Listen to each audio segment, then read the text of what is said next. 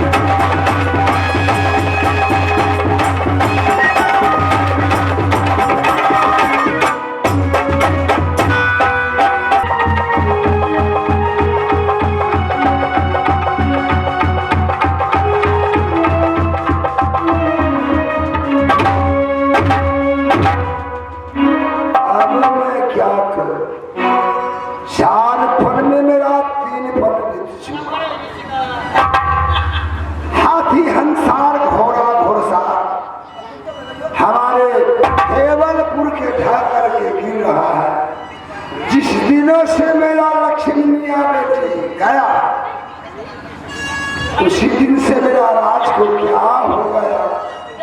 मैंने सोचता है कि 2 रोज के बाद हे उनकी बेटों की यहाँ जाते जो कोई जन नहीं है, यहाँ बैठ करके मैं कुछ सोच विचार लेते हैं, देखेंगे होगा मैं कोई न कोई जन कर लेंगे। बीच में बात बताना थोड़ा हम बंगला पर बैठ करके कुछ सोच लेते हैं।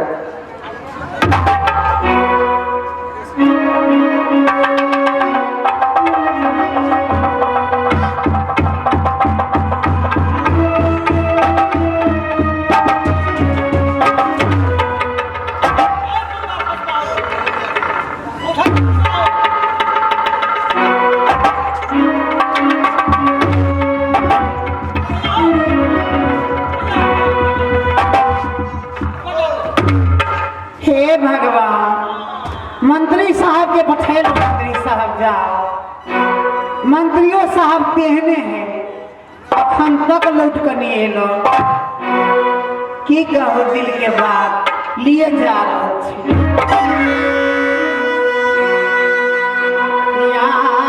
के करा कमैया खा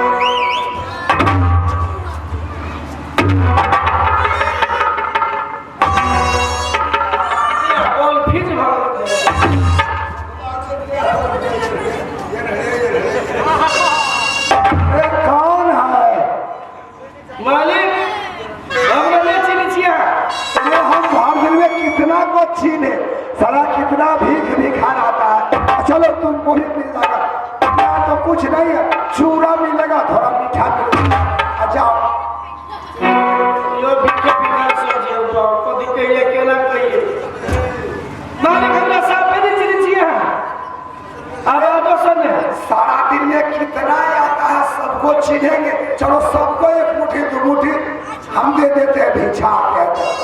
मालिक हम आके मंत्री छी मंत्री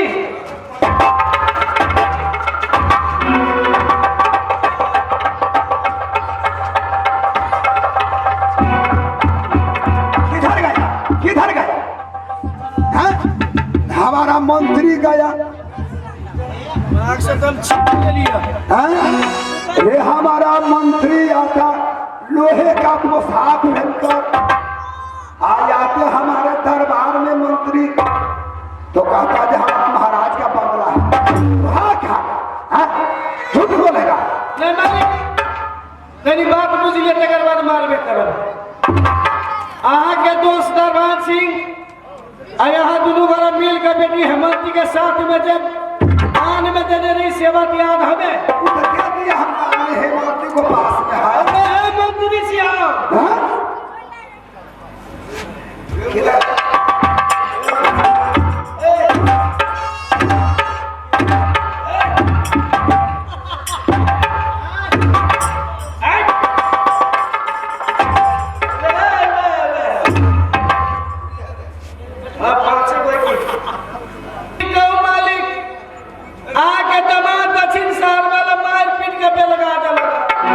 मैंने कहा ना मंत्री तू नहीं जाओ। अच्छा ठीक है, तुमको मार दिया है, विचारों में भाड़ा करके चलो, बेटी के दर्शन भेंट हो जाएगा। बेटी के भेंट कर दिया करो। हाँ हाँ, हमारा की दशा देखे छिए से बेसी दशा कहाँ बेटी के है। लेकर चलो ना, तू 4-5 से लेकर चलेंगे हम। वो तो नहीं आए तो वो पकवाई ना पर बैसल है। अपना पकड़ना हेमंती को भी भगा दिया। अपना कपड़ा का कपड़ा छीन के पूरे बेलगा दे। अच्छा मंत्री तू आया है, हमारे बेटी हेमंती को जल्द बुला कर ला हमारे दरबार में। हाँ ये लक्ष्मी मियाँ बेटी है, देखो हाथी हंसार घोड़ा घोड़सार, अब तू आ गया फिर चल हो जाएगा। जाओ जाओ। पहचान लग बाबूजी, पहचान लगी पहले मुंह में हुरा दी थी तब छीप ले लिए ते दुआरे कल खिया बना कभी कहूँ तो के बात कह लिया तो बात पहचान लगा कल जल्दी आवा लगी और पकड़ ना पकड़ा बैठा देगा। ठीक ही चलो चल